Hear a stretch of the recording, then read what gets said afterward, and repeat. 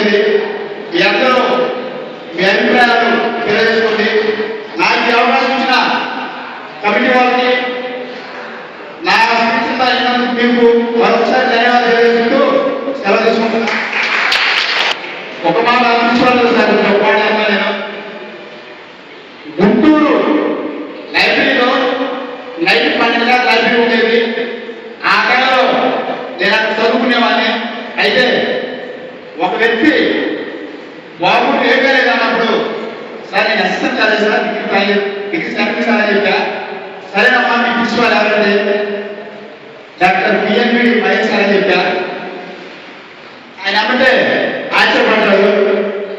ఏం సార్ అన్న, మహేష్ గారు గోల్డ్ మెడలిస్ట్ అయితే మామూలు కాదు, మీ కాలేజీలో ఉన్న ప్రిన్సిపాల్ ఉండటం మీ పూర్వజన్మ శుభ్రం అంటే